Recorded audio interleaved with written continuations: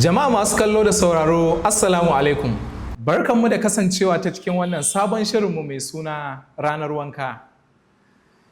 Shirin da Bauchi State Political Working Cycle zai dinga kawo muku ta wannan kafa. Wannan shiri ne da zai dinga ziyartan masana a ɓangaren siyasa domin sharhi kan siyasan jihar Bauchi, wanda ni Halilu S. Ma'aji zan dinga gabatarwa. A wannan mako, mun samu ziyartar wani gogagge a ɓangaren siyasa kuma babban ɗan jarida, wanda za mu gabatar muku da shi a daidai wannan lokaci ya gaya mana sunansa da kuma gudunmawar da yake tafe da shi a cikin wannan shiri. Assalamu alaikum. Wa alaikum assalam. Da farko mai sauraro za su so su ji sunanka da kuma gudunmawar da kake tafe da shi a cikin wannan shiri. Masha Allah. Ni sunana Alhaji Ɗallayin Baban Tako, Falagin Das. To kamar yadda ka gabatar, ni na yi siyasa kuma ina kai, kuma ɗan jarida.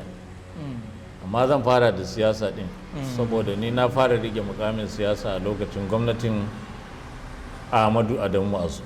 Haka ne. Lokacin da ya bani mai tallafa masa a fannin sha'ani na musamman, special duties da turanci.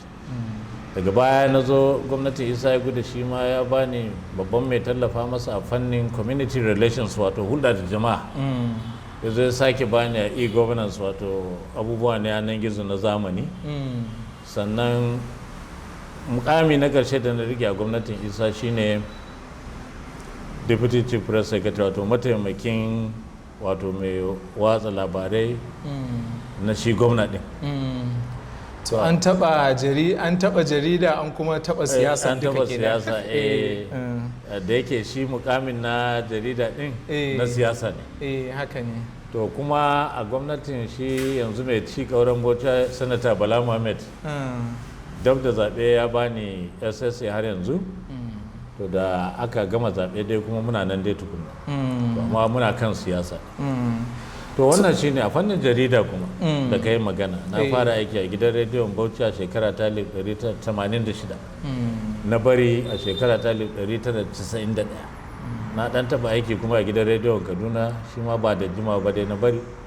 Na zo Inland Bank, na dan shiga na shekara 3 bankin Inland. Shi ma aikin jaridan ne. PRO ne a lokacin. Masha Allah. Sannan na yi dan aiki briefly a Daily Trust newspapers, jaridan Daily Trust. To wannan fannin jarida ke. To a matsayinka na tsohon dan jarida kuma masani kan al'amuran siyasa.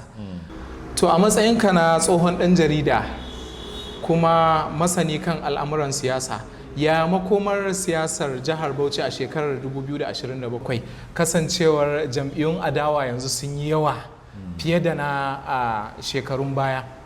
To wato jihar Bauchi a shekara ta 2027 akwai kalubale da yawa, kuma akwai dalilai na kalubalen.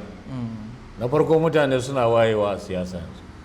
Abubuwan da 'yan siyasa suke musu mutane su shanye, an taba su 1, 2, 3, 4, nan gaba ba za su shanye ba. In kana tattaunawa da mutane, za ka ga an samu ci gaba wajen iliminsu na siyasa da kuma iliminsu na zaben wanda zai shugabance su. To jihar Bauchi alhamdulillah mun yi sa'a tun daga shekara ta 1999, lokacin da gwamna Ahmadu Mu'azu ya zo a matsayin gwamna, ya yi aiki irin nasa kuma muna alfahari da shi. Malam Isa ya gudu ya zo aiki irin nasa, shi ma muna alfahari da shi. Kauran Bauchi sanata Bala Muhammad ya zo yanzu yana aiki irin nasa wanda kowa shaida, wanda shekara ta 2023 ba don aikin samba ma da yawa jama'a wanda mutane suka shaida, mutanen jihar Bauchi, da ba zai sha ba. To amma ganin aikinsa a zahiri da yi ya taimaka masa wajen sake zaɓensa karo na biyu. To shekara ta 2027 kamar da kai da kanka faɗa, yanzu akwai jam'iyyar adawa wanda ta taso, misali a ce ADC, akwai kuma APC ita ma tana nan. sannan akwai 'yan ƙananan jam'iyyu dai, amma manyan a gaba na adawa su ne apc da adc, kaga sunansu ba zo kusa da to ga ita pdp din. To ina ganin abin da yake faruwa shine duka a jam'iyyu misali na apc da adc kowa na so waɗanda suke neman ko suke da sha'awar takarar gwamna a jihar Bauchi suna so su yi ne domin sun ga Allah ya ba da dama wa sanata Bala Muhammad shi ma ya zo ya iyaka kokarinsa. Sannan akwai waɗansu waɗanda nake ganin ko da yake ba mu shiga zuciyarsu ba amma suna ganin su ma in suka samu wannan dama da su yi abin da ko da sun bar baya mutanen jihar Bauchi za su yi ba za su yi alfahari da su. za su yi alfahari da su. Yanzu mu ɗauki jam'iyyar ADC kawai sabuwar jam'iyyar. In ka dubi shugabanninta da waɗanda suka shiga ciki da aka ga mutane ne waɗanda dama an san su da sha'awar kujerar gwamna sun kai 7 ko fiye da haka a cikin jam'iyyar. APC ma sun kai 7 ko fiye da haka. Sannan in ka dawo PDP ma kanta da suke ci yanzu sun kai 7 ko fiye da haka. To kaga lalle za a yi kokawa mai girma a shekara ta 2027 ga wayewan jama'a na siyasa ga wayewan jama'a na cewa yanzu ba wanda zai mulke su wanda suke ga zai iya musu abu kaza ga kuma mutane da yawa suna sha'awan wannan kujera to shine zai sa wasan zai daɗin kallo. To kuma wani babba abu shine ko mun ki ko mun so in dai muna taɗin Najeriya ne tunda jihar Bauchi a Najeriya take kuma ba za mu yi taɗin jihar Bauchi ba mu taɓa Najeriya ba. Yanzu abin da yake faruwa shine kasan nan na Najeriya bata taba shiga irin halin da ta shiga irin yanzu ba. Abubuwa sun yi tsada, tsadar rawa ya yi tsanani. To idan ba mai da hankali ba abin da ya shafi jam'iyyar sama da ake gani ita ta kawo wannan yanayi na kunci to zai shafi kasan ba. To saboda haka jihar Bauchi ma akwai alamun haka. Saboda haka duk wanda yake abin da nake son faɗa a fili shine duk wanda yake jam'iyyar da take ci a yanzu a sama ya ce zai nemi wata kujera a nan jihar Bauchi to gaskiya sai ya yi da gaske saboda mutane suna da kunci na cewa wannan jam'iyya in ka kira sunanta ma suna ganin kamar kawai in ka sake zaben wani wanda yake karkashinta shi ma da samu irin wannan matsala din.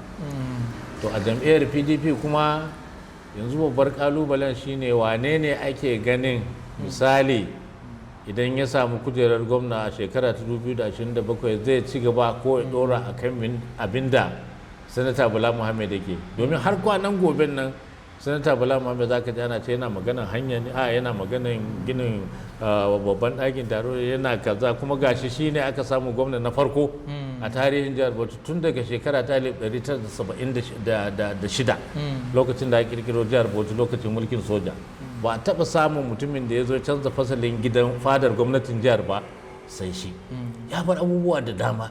In ka taɓa Malam Isa ya guda a baya ya kawo university ya kawo teaching hospital in ka taɓa Ahmadu Mu'azu ya yi hanyoyi wanda shi da dare ma yakan biya je ya duba ya taɓa ya gani. To irin waɗannan abubuwa mu a turanci muna Bauchi State tana da wani legacy tana da wani abun da ta bari a baya wanda duk wanda zai zo a yanzu idan ba za ka yi aiki irin na kawara ba wallahi mutanen jihar Bauchi ba su zaɓe ka ba. Idan ba za ka yi kyauta irin na Malam Isa ya gudu ba mutane ba su zaɓe ka ba.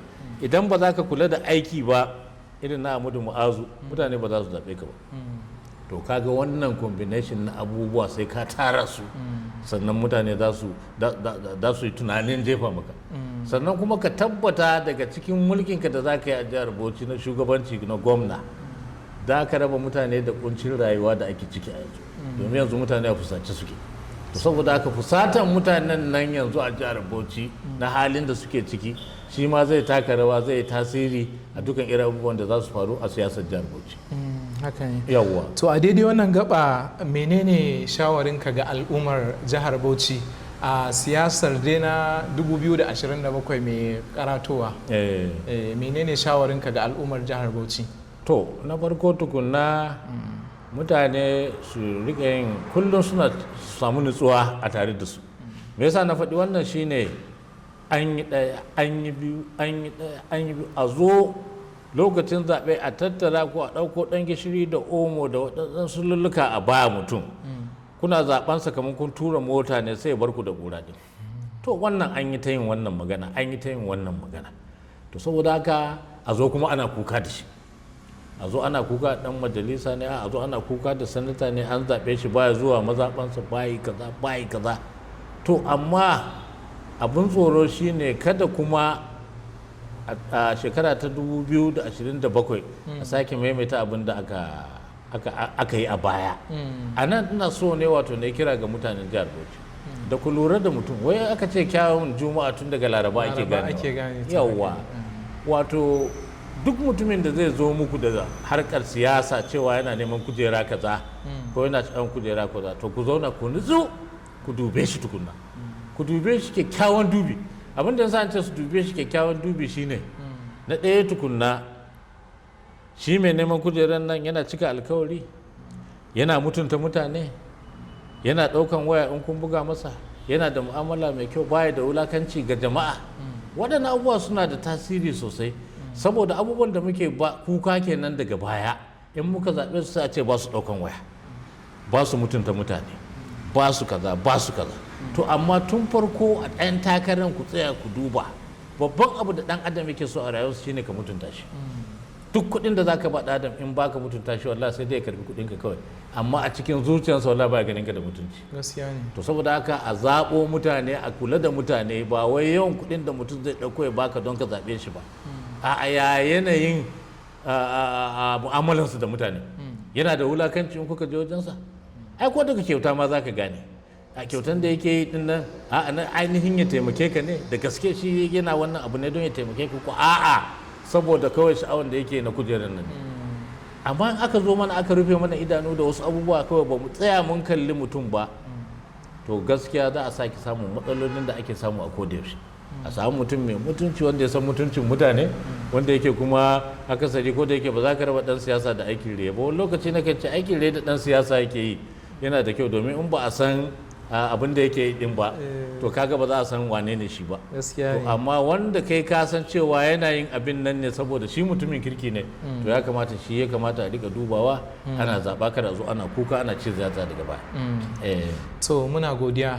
To masu sauraro, kaɗan kenan daga cikin sharhi akan siyasar jihar Bauchi, wanda ɗaya daga cikin manyan 'yan siyasa na jihar Bauchi kuma babban ɗan jarida a wannan ɓangare ya tofa mana sharhinsa akan al'amarin siyasa ko kuma hasashensa a shekarar 2027. A tare mu mako mai zuwa don ganin wa za mu kawo a cikin wannan shiri na ranar wanka, wanda Bauchi State Political Working Cycle ke kawo muku ta wannan kafa. A madadin ni kaina Halilu S. Ma'aji da na gabatar da wannan shiri, bis salam.